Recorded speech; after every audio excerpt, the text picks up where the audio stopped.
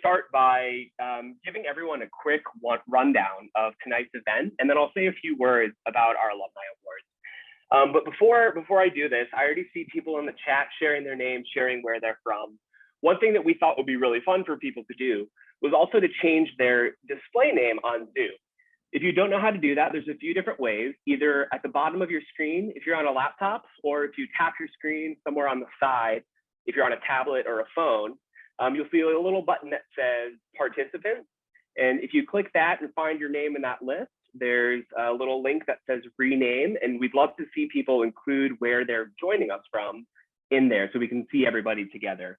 Also, if you hover over your image on the gallery mode, you'll be able to see 3 little dots, and there's a rename option within there.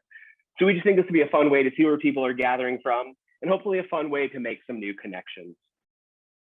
Okay, let me give you a quick rundown of tonight. After this brief welcome period, we'll hear updates on the college and alumni relations from one of TKC's vice presidents, Bridget Rogers.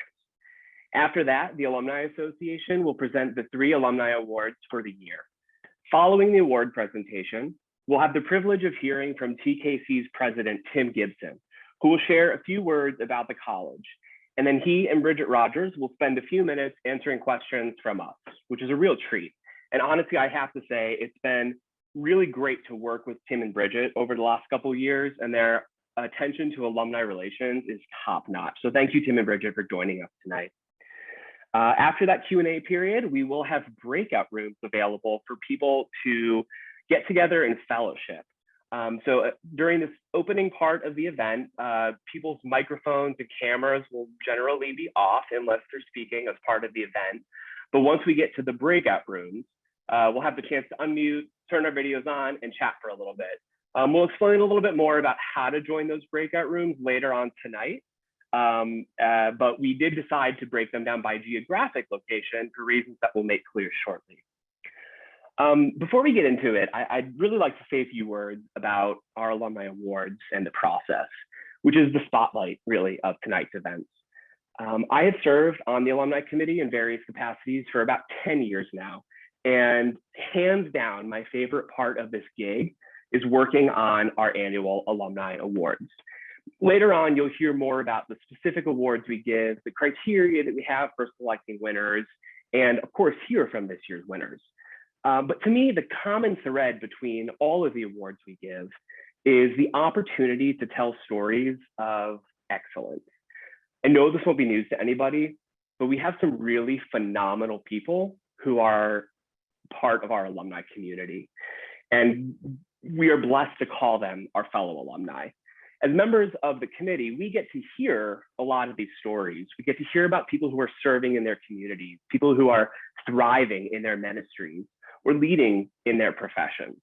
The Alumni Awards give us as a committee the chance to honor these stories and to share them with the broader alumni community. And that just gets me so excited. So I'm really pleased to see so many people here tonight to hear from this year's winners. Now, many of you will know that we normally give these awards out at homecoming, but because everything in the world has been a little unprecedented for the last year or so, we decided to create a separate event this spring to bring alumni together. We especially wanted to do this after the virtual homecoming that we had last fall, which was such a great time of fellowship between alumni of different years and different campuses. So we wanted to have this separate event to do something similar. So again, I'm so grateful that you've joined us, and I'm really looking forward to our evening of celebration together. Now, finally, before we turn to the main events, I would like to share 2 updates from the Alumni Committee with you. You've probably heard us ask for people who would love to help serve the alumni community before, and we've been absolutely blessed to have 2 new faces join us over the last few months. First, we have a new alumni representative on our committee, and that's Darian Cantu. Darian has been an absolutely stellar addition to the team and is really the driving force for why this event is hopefully going to be such a success tonight. So my thanks and everybody's thanks for Darian. And you'll get to meet her in a little bit when she presents one of our awards. And second, for the first time ever, the Alumni Association has an intern, and that's one of King's students, Jet Ragas. So I'm going to invite Jet now to actually unmute herself and turn on her video so she can introduce herself to our community. Now, as she's doing that, I'll say I think that it's really nice at these events where alumni are gathered to actually hear from students. After all, we who are alumni were once students. And I think it's really cool to hear what's it like to be a student in 2021 in New York City, in Wall Street. I was in the Empire State Building campus. And so it's great for me to hear what somebody's doing down on Wall Street, and especially in COVID times. So Jet, thank you so much for joining us tonight. And I'd love it if you could just share a little bit about why you chose to go to King's and what's your time been like there so far? Yeah, thank you for having me speak. I really have enjoyed the process of just becoming the intern for the executive committee. I'm currently a sophomore from the Philippines. So I grew up there, was born and raised, and my family, my immediate family moved to Washington, D.C. area in Virginia. So that's kind of how I heard about King's, was actually being from Virginia. A lot of people that someone from my old high school went to King's. So she kind of mentored me as well and showed me, there's this really cool Christian school in New York City. And I decided to pursue it, just because I just became a Christian as I was going into my senior year. So that was really a blessing from the Lord. I'm currently my second year, like I said, but I also serve as the House Scholar for the House of Barton. I don't know if there's any Barton alumni, but if there are, hi. It's nice to continue the legacy.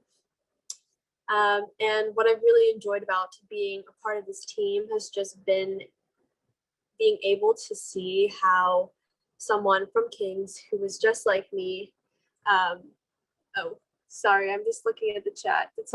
Can you guys hear me? Mm-hmm. Oh, okay.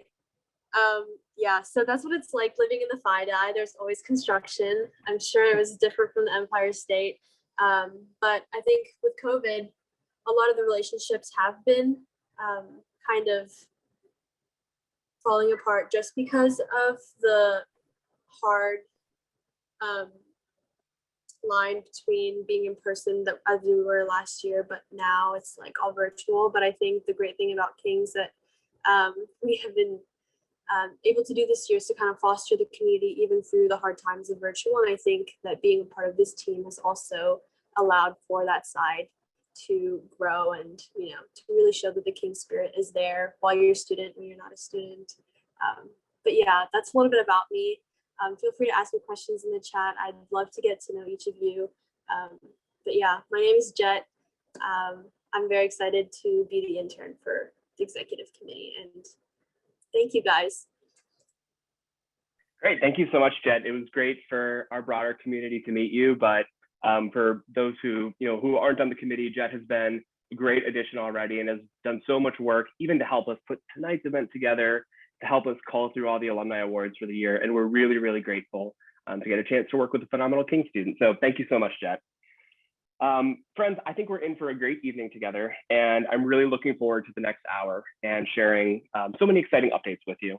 But for now, I would like to welcome Bridget Rogers to the screen, and she's going to share some exciting updates about our plans to engage with alumni over the next year. Thank you, Chris, and thank you, Jet. Jet and all of our King students just remind us why it's so important to connect alumni, to raise money, to hire outstanding faculty, and to provide an excellent student experience. They are the future. And now more than ever, you probably know, I know, we need your alma mater. And tonight's award winners remind us of the significance of the importance of a Kingsian education. So congratulations to the 3 award winners. As Chris shared, I'm a vice president. I'm the chief development officer of development, which means fundraising at the college. But I'm also, just as important, the liaison to the Alumni Association. But at heart, I'm a parent of former students. So I have a daughter who graduated in 2019 with a degree in philosophy. And then I have a younger daughter who spent her freshman year at King's, but she couldn't abide the concrete jungle, so she transferred to another college. But I mention her because even in just 1 year, King's transformed her life. She started out as a PPE major, but because of Dr. Johnson's Hebrew Lit class, she's now a biblical and theological studies major at another college that has less concrete. So I pray that your time at King's was transformative as well. And I'll look forward to meeting you in person, truly, each of you one day. I live full-time in Indiana. I travel constantly during non-COVID times. So I hope to get to your state in the next year or so. But in the meantime, I've been getting to know students like Jet. I'm a house advisor for QE1, and I also advise other students on fundraisers or sometimes academic or law school journeys, since I'm also an attorney. But finally, one of the greatest aspects of my job is building the alumni family at the college. So as liaison to the Alumni Association, I work directly with the Alumni Executive Committee to create a mutually beneficial relationship between you, the alumni, and the college. So that means continuing to build relationships, creating networking opportunities, and collaborating with different departments like career development services to help you and to ask you to help students coming after you. But one of my favorite projects right now is to create alumni chapters across the country in every single state someday in which alumni reside. So currently I'm working on establishing 20 different state chapters and Washington, DC. So our goal with these chapters is to help alumni in each state to connect with each other and to connect more with the college. I'm in the process of recruiting at least one person in each state or area to lead. So far, different leaders are considering different leadoff events like a pickleball tournament, a mountain hike, or a book club. So as you can see, every state chapter will have its own personality. Let me know if you'd like to help. If you want to put your name in the chat or follow up with me later, I'll put my email in the chat. But one of the most rewarding parts of my job is that I get to collect stories. In every city I get to, I visit not only with donors, but also with alumni. And I update them on the college, but I also get to hear their stories because you, the alums, you're the proof in the pudding. You tell the success story of the college, whether you're now working in finance or a homemaker, working in ministry or in law, you are part of the powerful legacy of the King's College. So know that I'm privileged and pleased to share the mission and your great stories of the King's College with donors and prospects to share our kingdom work. So now let's get back to Chris Ross for an awards presentation. Chris? Well, thank you so much, Bridget. It's always great to hear what's going on at King's, and I hope that people who are gathered today will be interested in participating in local chapters and maybe even leading one. So as you saw, hopefully in the chat, Holly shot a chat out there that gave an email address where you can reach out to connect with Bridget or other people at the college about alumni events. And we'd love to have you on board. For now, I think we should turn to the real spotlight of tonight, which is talking about our Alumni Awards. So as I mentioned, we give out 3 awards. We're giving out 3 awards this year. And the way this is going to work is I'm going to invite a different member of the alumni committee to come on and present each of our winners. We're really excited to have Tom Sparling, Diana Bellini, and Dan Egler here with us. They all have phenomenal stories, phenomenal backgrounds, and I think you're going to really be encouraged hearing about what's going on in their lives and why they were selected for these particular awards tonight.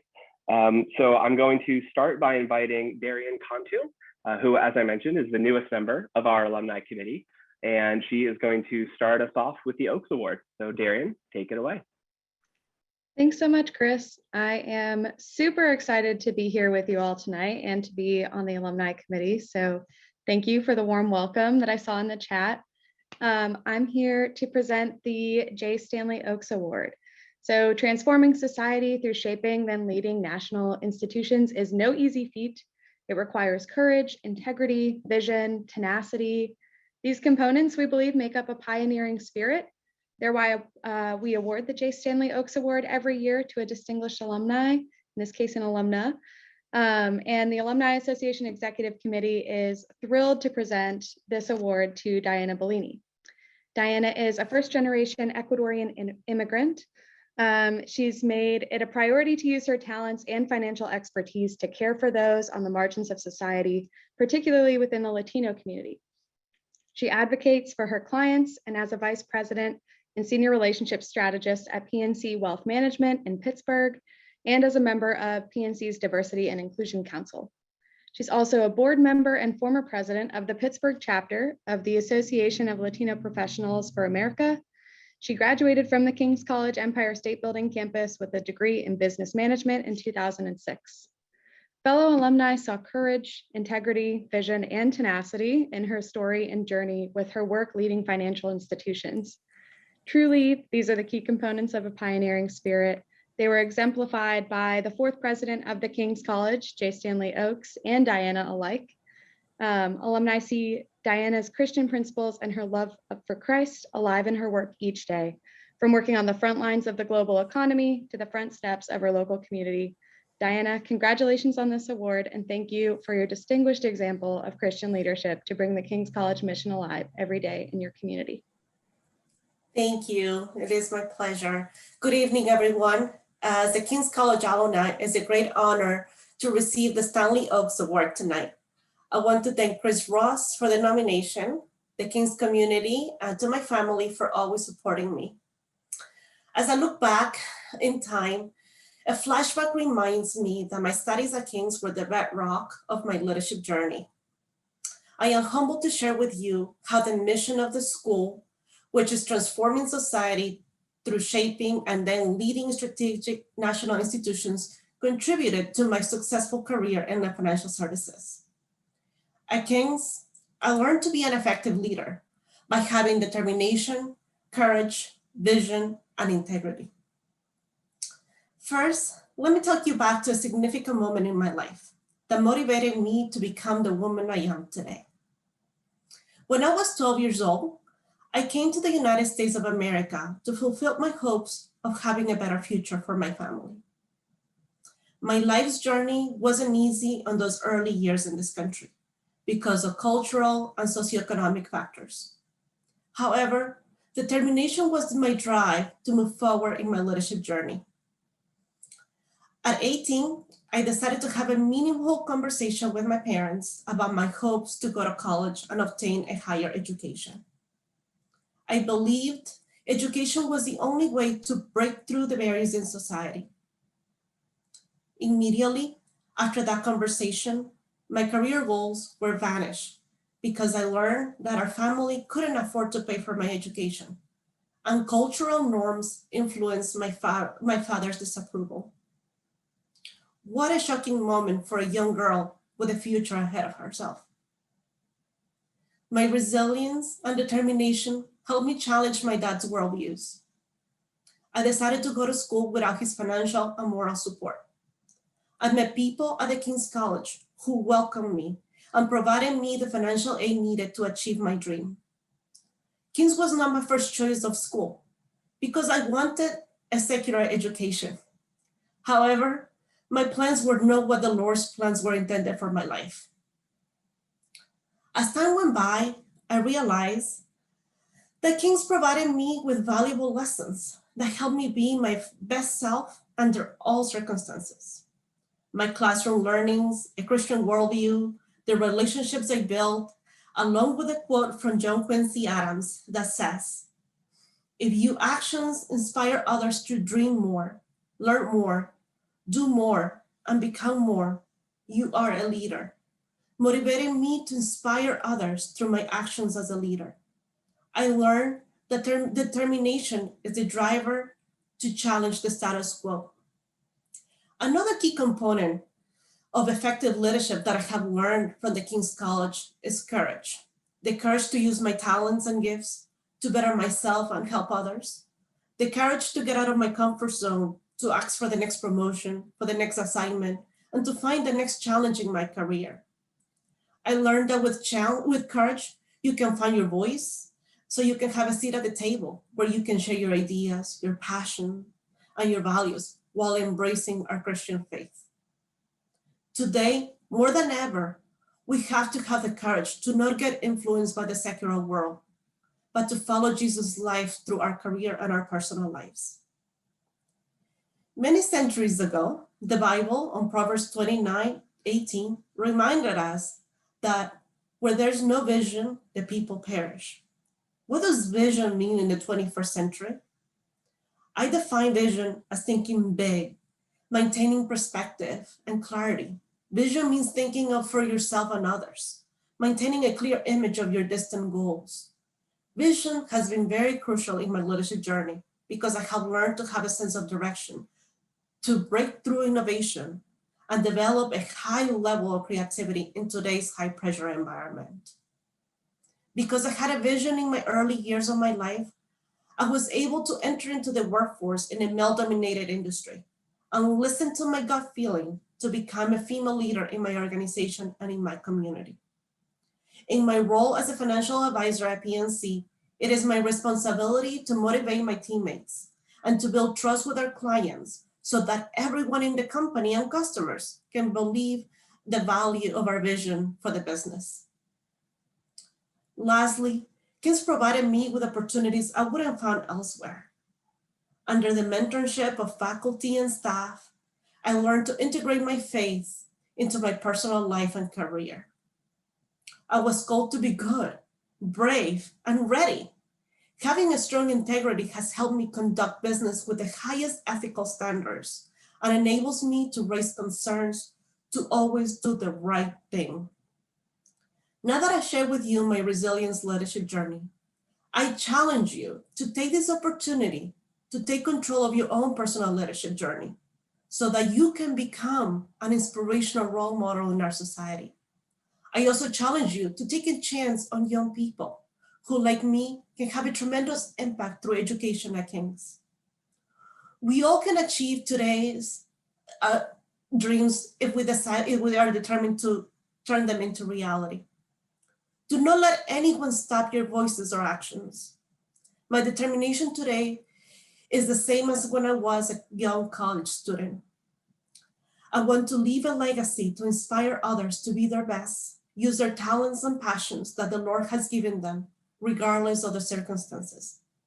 Today, I invite you to join me in the movement to lead from where you are and make a difference in your community and your organization by having determination, courage, vision, and integrity. Thank you.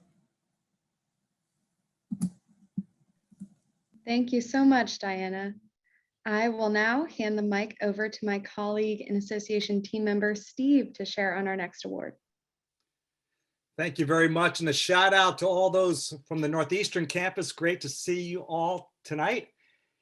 Let me just share a little bit to set up the Charles W. Anderson Award. One young man was from the West Coast and the other young man was from the East Coast. Both of them graduated from the Wheaton College in the 1920s. They became friends, though, when they first met at Westminster Theological Seminary in Philadelphia.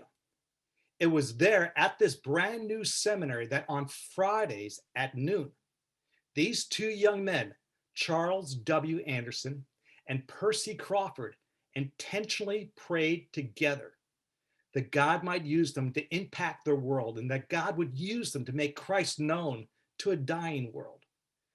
These two young men had many things in common. They both had this unyielding passion to communicate the gospel, and that was matched by their common giftedness to communicate with power and clarity. They also both launched Christian colleges. Crawford would launch the King's College 4 years later, and though Charles Anderson would first and primarily focus on local church ministry, Anderson would launch Northeastern Bible College some 14 years following Crawford. Now, I'm sure that both of them are looking down from the heavenly grandstands, cheering on this combined expression of both schools now being lived out in New York City. So to give us some background on this year's Anderson Award recipient, I'm going to ask Donna Jean Anderson Breckenridge, the granddaughter of Charles W. Anderson and a grad of 1979, to share with us a little background on the Anderson Award recipient. Donna Jean, would you please? Thank you, Steve. I really appreciate that. I want to talk a little bit about Tom Sparling tonight. Tom Sparling grew up experiencing Northeastern Bible College because his father was not only a graduate of Northeastern, but a faculty member for several years as well. But before long, Tom and his siblings They made their own mark at Northeastern, where Tom was particularly known for his musical ability and his leadership skills. And it's also where he met his future wife, Vitalina. Tonight, we honor Tom Sparling with the Charles W. Anderson Award, given to an alumnus of the school who has served in full-time vocational ministry and who embraces Northeastern's vision of Christ for a lost world through a life of faithfulness, sacrifice, and a pioneering spirit. Tom's outreach to the New England area spans nearly 30 years. And in this very challenging mission field, Tom used his creative gifts to pioneer the use of worship as lifestyle through a student worship model that saw 60,000 students participate. And through Tom's involvement in the ministry network of Vision New England, he assisted pastors and congregations in all aspects of worship.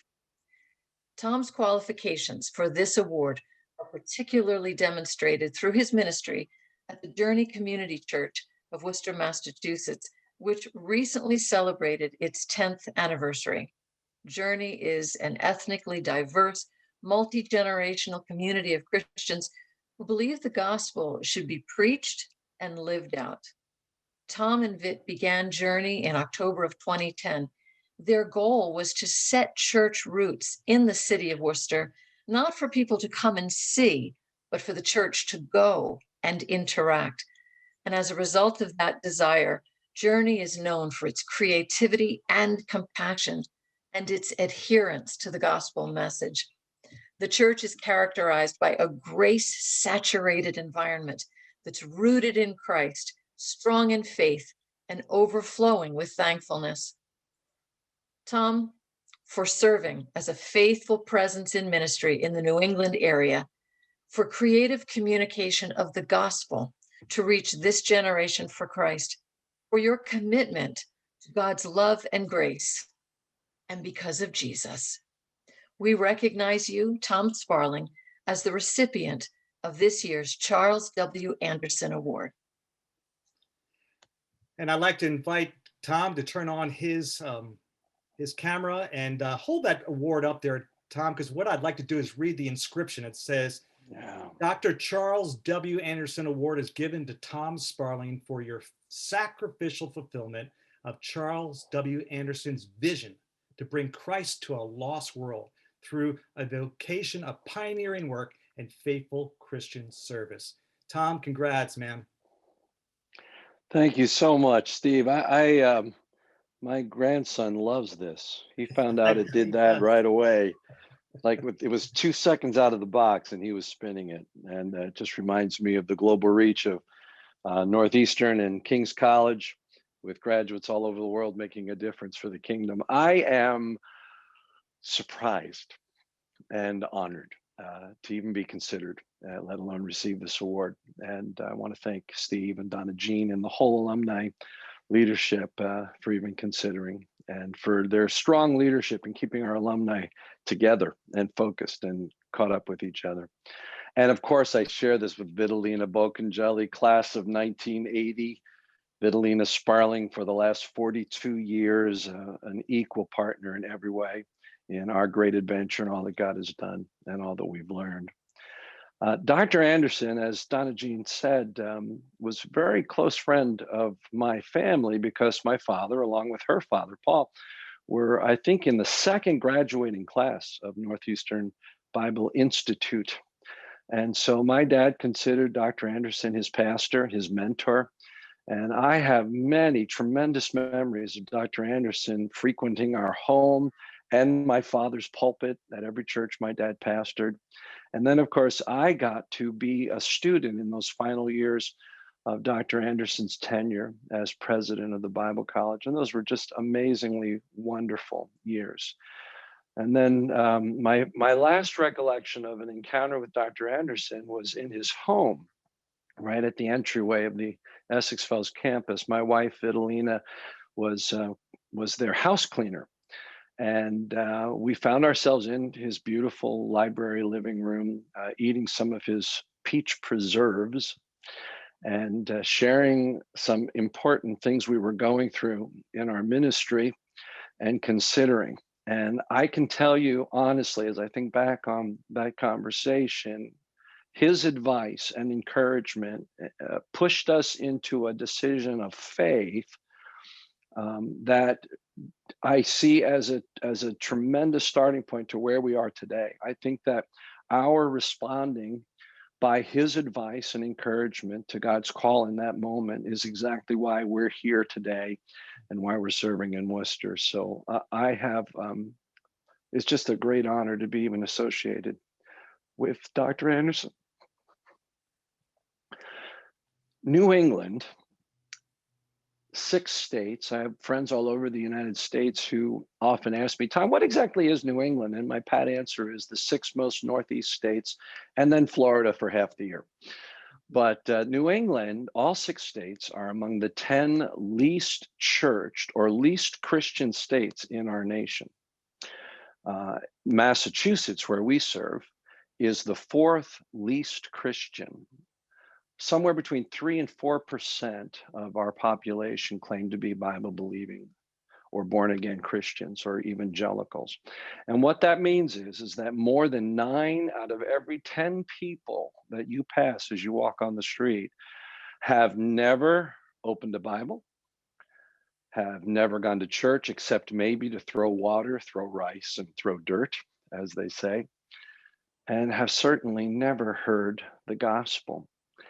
And so when God put us in a new season, praying for a fresh vision, and gave us the call to go into the 2nd largest and one of the most difficult urban centers in New England, in Massachusetts, our vision was quite simple, and that was to be missionaries to an unreached people group. The thing that I often tell people that sets aside our experience with the Journey Community Church from even other churches I've pastored over these years is that we don't see ourselves engaging culture with anger. We're not railing against culture, and we're certainly not running in fear from culture. We are engaging culture as a people who need desperately to hear about Jesus Christ. And when you let go of all of that culture war stuff and all that sense that of what we've lost, and just accept the fact that people around you, a whole generation needs to be loved into God's kingdom, you become a missionary. And so that's how we see ourselves. We are incarnational and we are missional.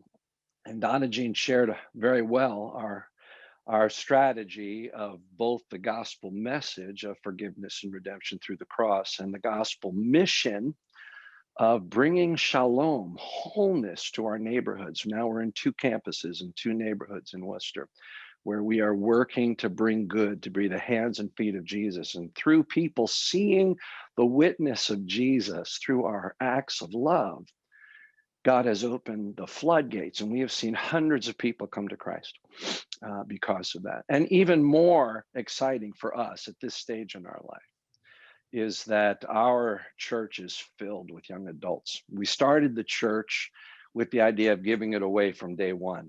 And as many as half of our attendance is below 34 years of age from the very beginning. Young adults have joined us in leading the way. And my generation is partnering and giving all the wisdom that we possibly can, because we know our time will someday be done away. And I can tell you that has put just joy and a lot of hope in my heart in this final leg, most likely, of ministry, and Vitalina's as well, because we know that we are giving away everything we've learned through all the heartache. And in ministry, you know, you're going to experience that. And there's many here in my age group who could share that, but also all the joys. All of it becomes part of the wisdom that we are having the privilege of passing on to this next generation. And that gives me immense hope for the church and excitement for whatever God has for the rest of our time in service. And it also occurs to me that is exactly the mission of King's College. Here, this organization took this immensely brave and bold move to incarnate into the cultural and business capital of the world, and is working to create and to call out the next generation of Christian leaders who will engage with culture at all levels to bring about transformation. I love that thought. I love and I'm grateful that our Northeastern Association contributed to that launch and that step, and we're a part of the story together. And I'm just honored to be associated with it. And I'm honored to be associated with our two histories of schools, and in particularly honored to be associated with Dr. Anderson. Thank you. Tom, thank you, my man. Appreciate it. And thanks for your service, as well as to all those that have so wonderfully given of their lives in full-time Christian vocational service. Now, the presenter of our final award is Holly Tate. Holly is the president of our Alumni Executive Committee and is a 2010 grad. She is presently the Senior Vice President of Growth for Leader, a people development software, and she also runs her own coaching company called The Ready Network that fulfills her passion for being a growth strategist that empowers people and organization. She lives in Houston with her husband, Elliot, and their dog, Scraps. Holly? Thank you so much, Steve. I am honored to announce the Alumnus of the Year Award. This award is granted annually to an alumnus or alumna of the King's College who has distinguished himself or herself in his or her chosen field and who exemplifies the Christian philosophy of the college through a life dedicated to the Lord. And tonight, I am honored to recognize Dan Egler for the Alumnus of the Year Award, who has truly lived a life and built a career dedicated to the Lord. Dan's dedication to the Lord started as a child. He's a third culture kid who grew up on an isolated island in Lake Victoria, Tanzania. His father was an island evangelist who worked with the tribes on the 40 or more islands that existed within Lake Victoria, and Dan learned the art of relating oral history from his African elders. Dan attended Victoria Primary School in Tanzania for his primary years and Rift Valley Academy in Kenya through the 10th grade. His parents left Africa in 1974, and Dan graduated from a public high school in Ridgewood, New Jersey. He went on to receive a bachelor's degree from the King's College in 1980, a master's degree in physical education from Washington State, and a doctorate in administration and instructional leadership from the University of Alabama.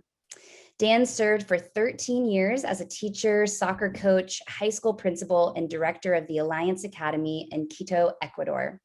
And then he returned to the United States in July of 1999 and spent 18 years working with the Association of Christian Schools International, that's ACSI, in Colorado Springs, Colorado, where he served as the president for 4 years. And under Dan's leadership, ACSI grew to be the largest Christian school network around the globe, with over 3,000 Christian schools in the network. But in May of 2018, Dan joined the K-12 educational department team at Grand Canyon University. In his role as vice president, he works to build relationships with the K-12 Christian schooling movement around the world and leverages the resources of Grand Canyon University to contribute to that movement. Dan is the author of Mentoring Millennials, Shaping the Next Generation, published by Nav Press. Dan and his wife, Kathy, have 4 second-generation third culture kids named Andrew, Danielle, Matthew, and Bethany, and they live in Taiwan, Japan, Oregon, and Arizona.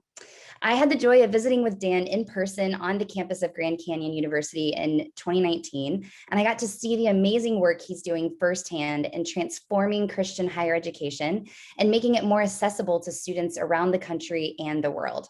Dan's entrepreneurial spirit, passion for Christian education, and drive for excellence has made an impact in Christian school leaders and students that will live on for generations.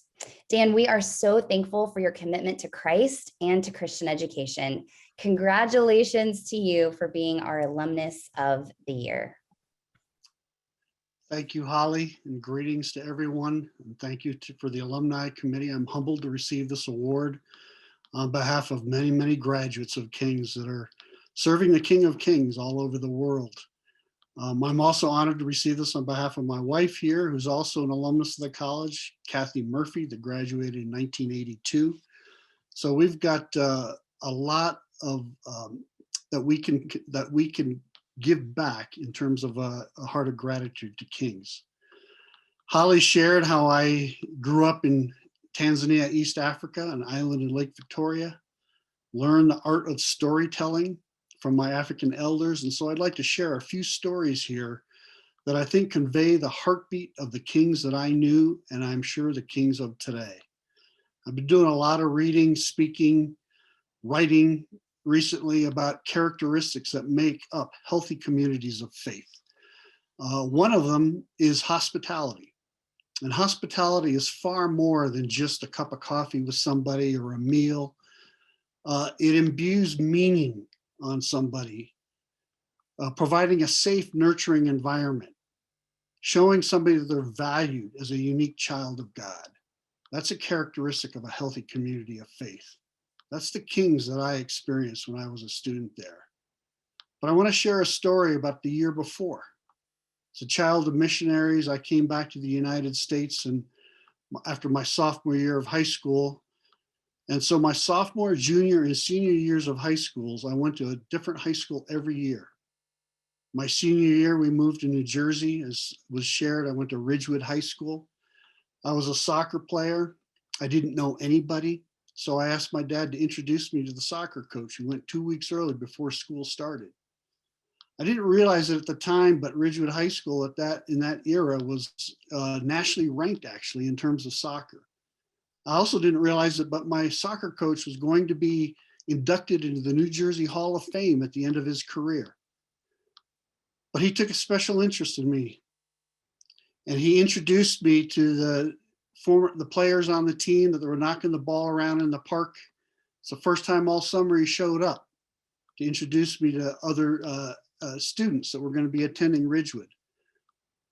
I made the roster against all odds, 18 slots on the roster, went into the locker room. All the high school kids were whooping it up because it was a big deal. Their uncles had played, their fathers had played, their grandfathers had played.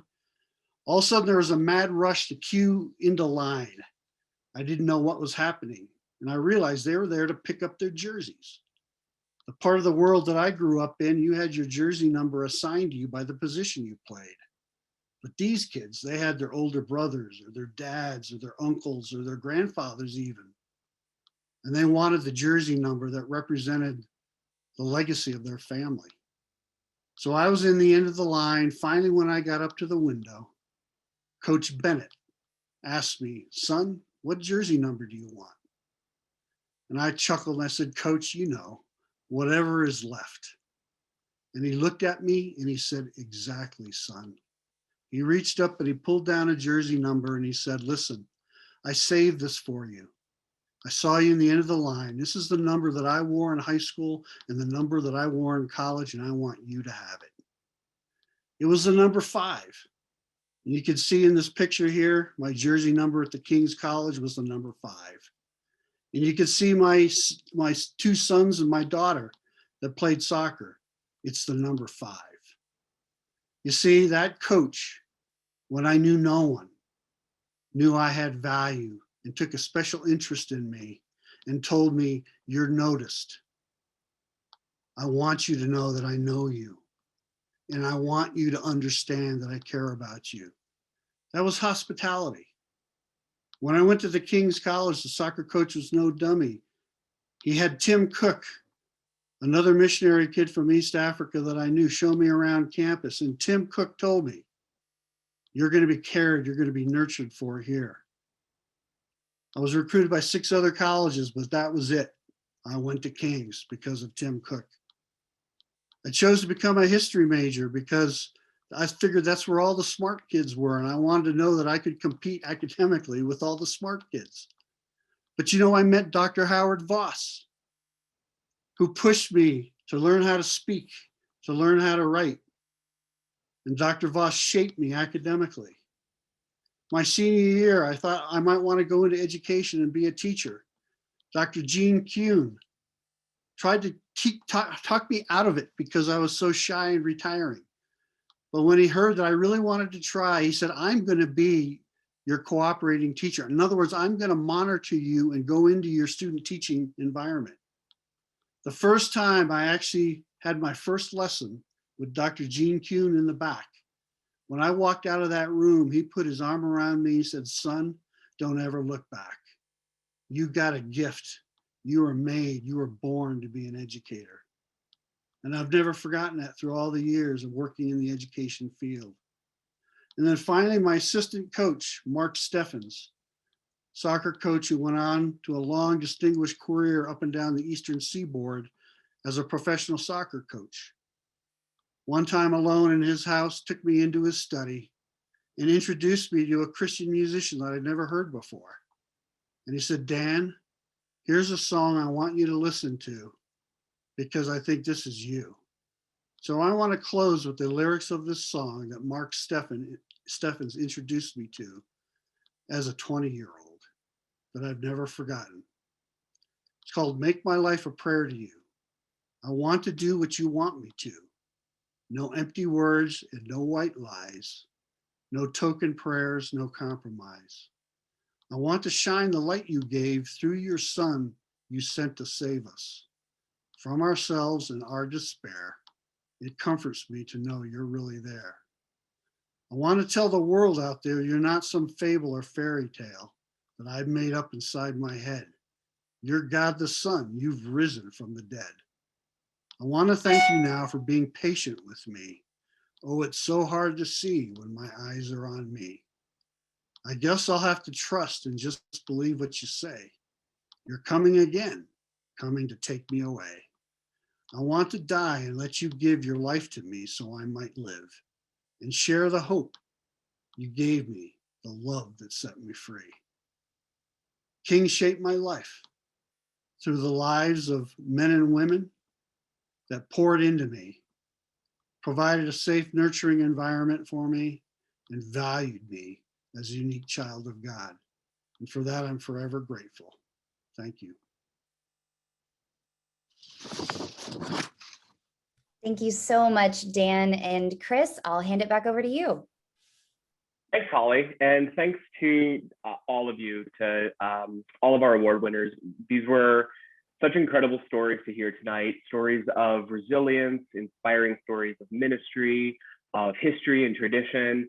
And it's so great for us as alumni, from people who graduated in the last year or two to people who've been around for a little longer than that. It's just great to hear from you who are our award winners and just the inspiring stories that you bring to the table. So thank you all for sharing tonight. It is now time to turn to a few more updates from the King's College, and it's my pleasure to introduce the president of King's, Tim Gibson. Tim Gibson served for more than 30 years as a pilot in the United States Air Force, where he held extensive command responsibilities. Gibson served as the installation commander of the United States Air Force Academy in Colorado Springs and as the vice commander of the U.S. Air Force Expeditionary Center, Joint Base McGuire-Dix Lakehurst in New Jersey, which is the Air Force's Center of Excellence for Advanced Expeditionary Combat Support Training and Education. Gibson received his commission and Bachelor of Science degree in English from the U.S. Air Force Academy in 1988, and subsequently earned a master's degree in management from Colorado Christian University and a master's in air power, art, and science from the School of Advanced Air Power Studies at Maxwell Air Force Base, Alabama.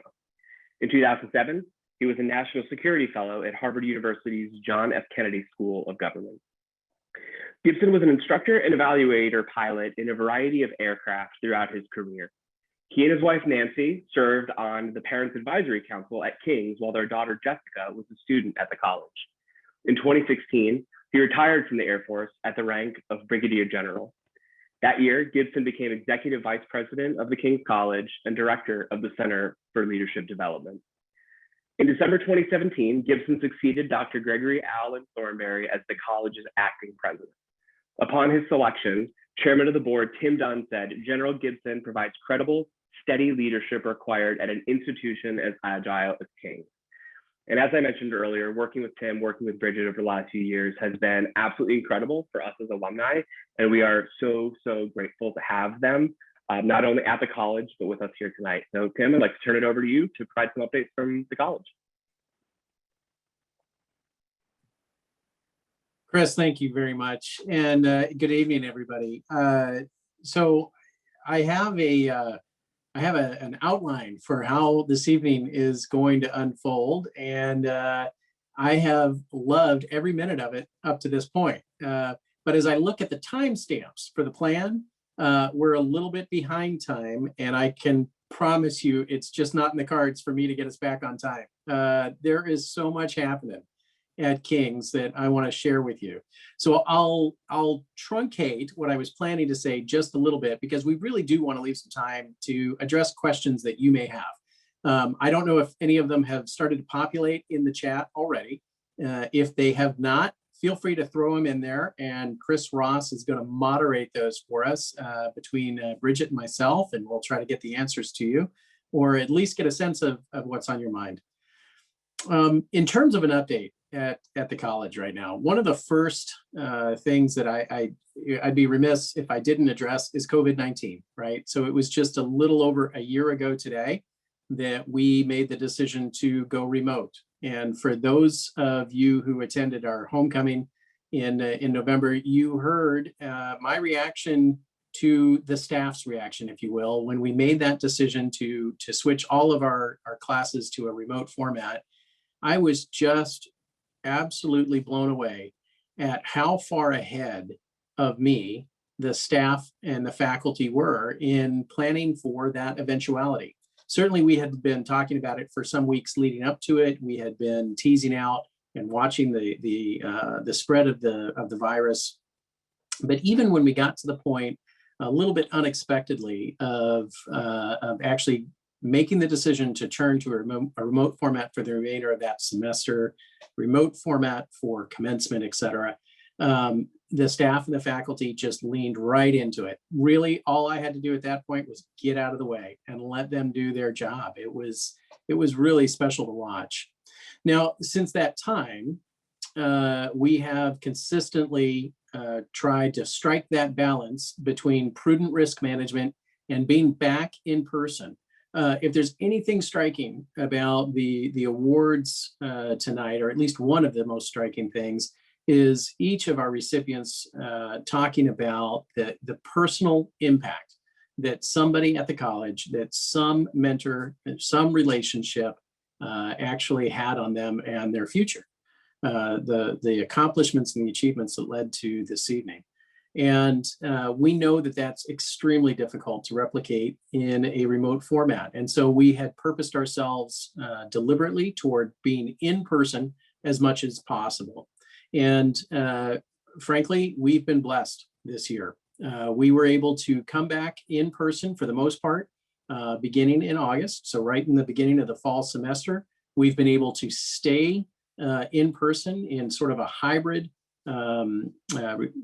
format. So we have classes that meet twice a week, for example. Half of the class attendees will be in person while the other half participate remotely. And then they flip-flop the second time the class meets. And so our faculty have had to learn an entirely new way of engaging students in real time in the classroom as well as remote, fielding questions, facilitating discussions. They've done an outstanding job adapting to that, as have our students. And for the most part, our students have done a terrific job of navigating COVID and the restrictions that we put on them. And there have been some, because in New York City right now, if we get more than 5% of our total number of students that have a positive COVID case, then we're going to have to go back to all remote, which is something we don't want to do. So for King's right now, that's right around 20 cases. It does not take much for us to get 20 cases. So we've been very careful, very prudent. And for the most part, our students have honored up to that. The worst cases, the worst number of cases we've seen recently, quite frankly, was students who just really wanted to be together so much for a house-to-house competition that they didn't necessarily follow the rules. And sure enough, we had a few cases that popped as a result of that. We're past that now. We only have one positive case in the entire community of roughly 600 people that we keep track of. And so we're pushing hard for the end of the semester to remain in person. We're planning for an in-person commencement. That's something that we're very prayerful about with, New York State right now has not let us know whether or not that's going to be a doable do, but we're planning for that. It's much easier to go to a remote format and replicate that from last year if we had to, rather than try to spin one up in person right away. There's a number of schools already in the city who've decided to do remote commencements, and we'd really prefer not to do that. And then our plan for the fall semester is completely in person again. We're planning to be full up. Again, if we plan for that, it's much easier for us to fall back to some form of hybrid remote option, especially with the lessons that we've learned this year already.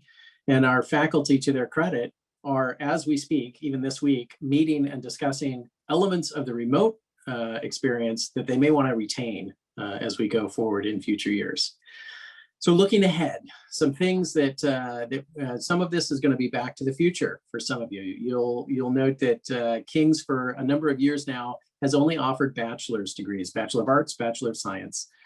We've just gotten approval to go back to offering an associate's degree again, this time in politics, philosophy, and economics.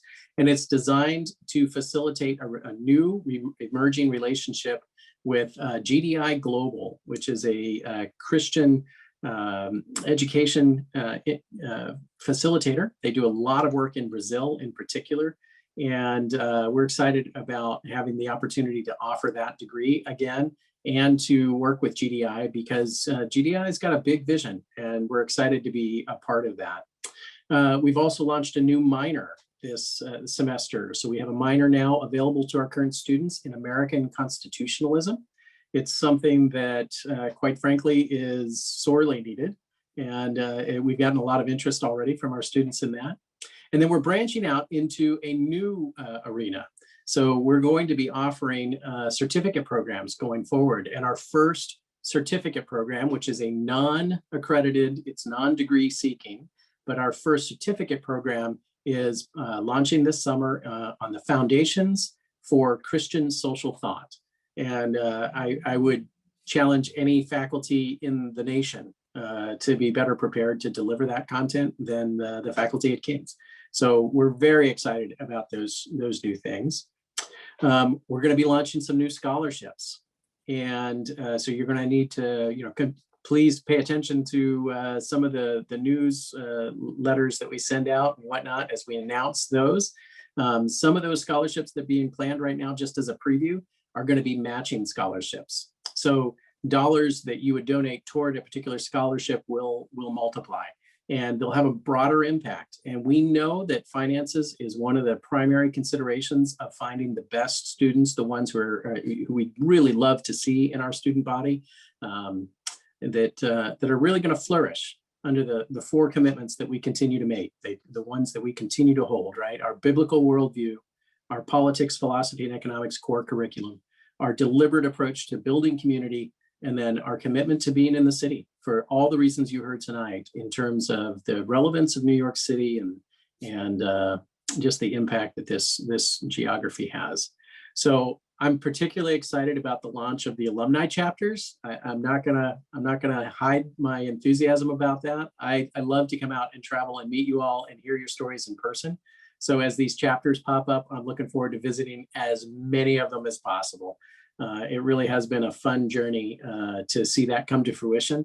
And without exception, every time I'm traveling for donor or recruiting purposes, if there are alumni anywhere nearby, I'm eager to sit down and grab a cup of coffee or even a meal. So, Chris, I could go on and on. I know we're a little bit tight for time, but if we can squeeze in a few questions before we go to the breakout rooms, I'm certainly willing to stick around. I think I speak for Bridget on that as well, but how's the chat looking?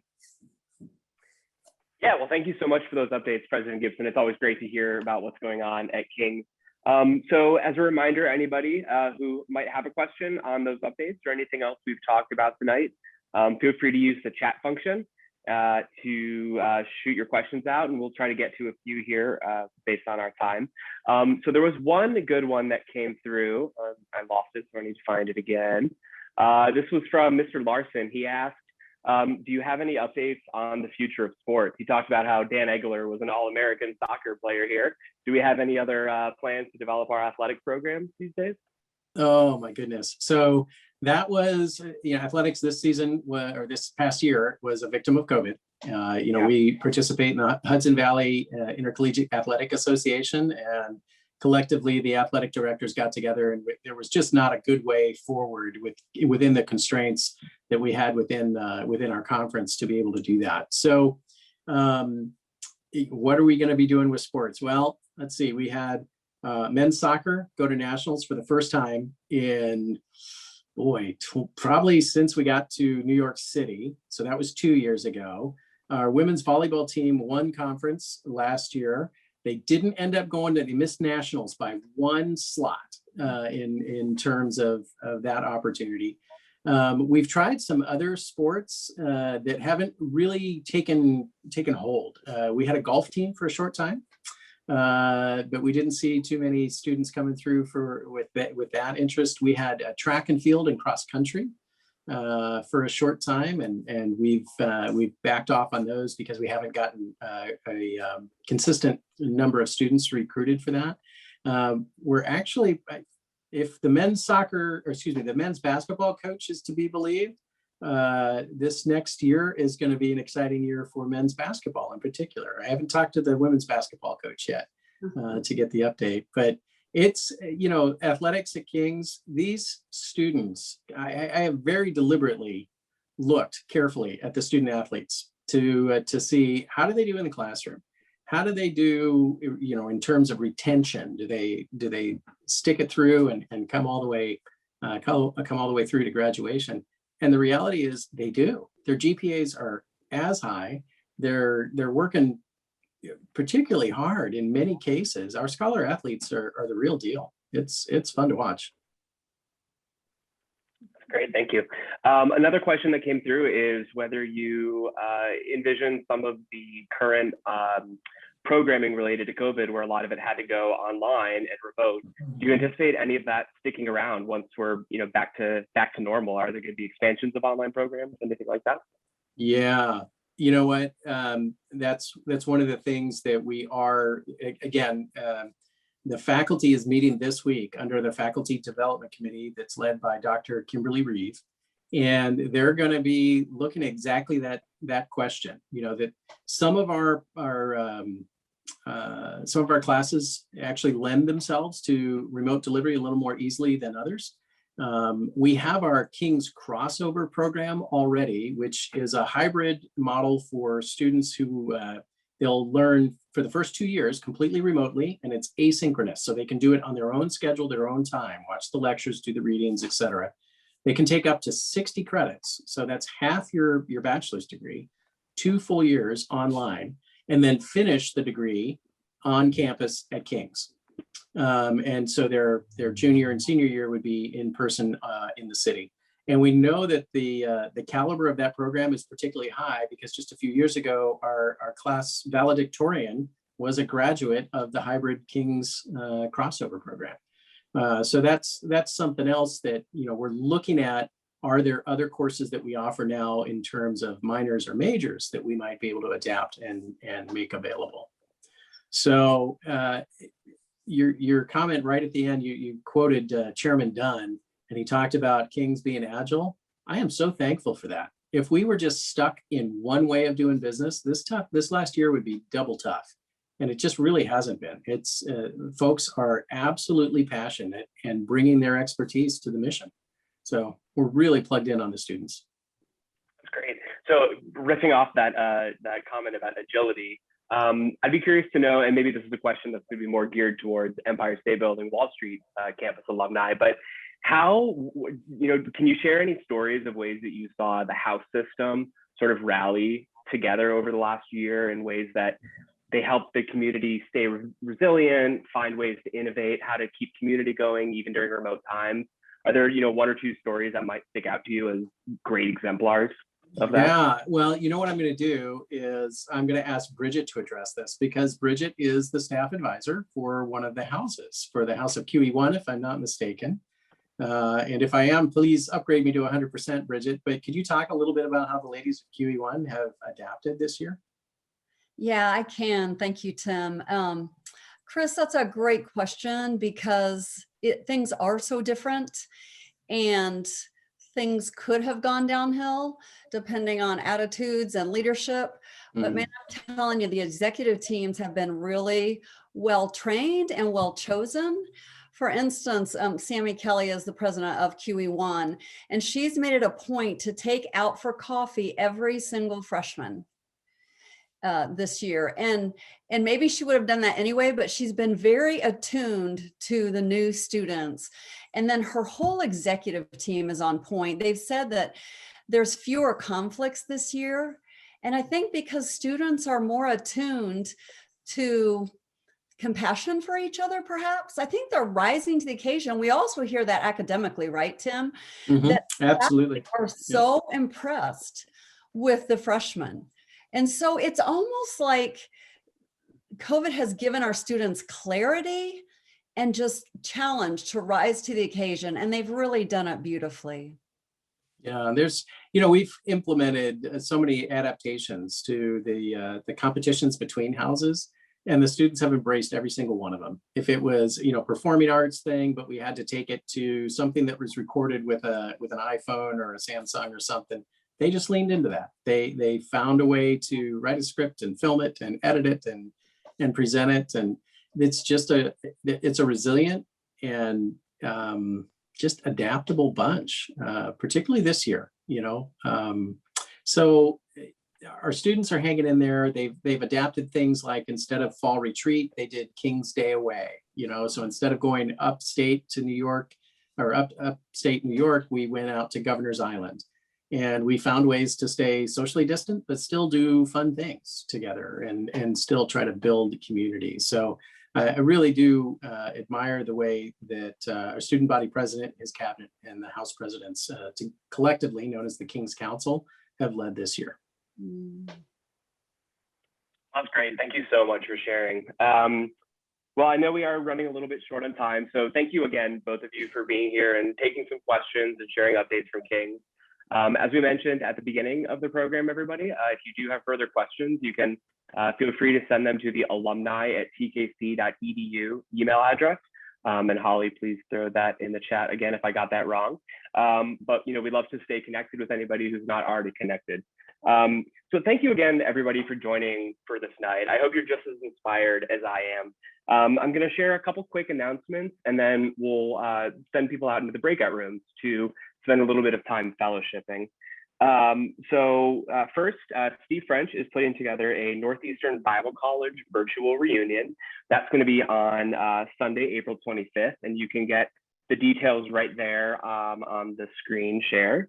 Write down the Zoom ID, and I'm sure that will go out by email through Steve as well. So we hope to see a number of you Northeastern alumni join that.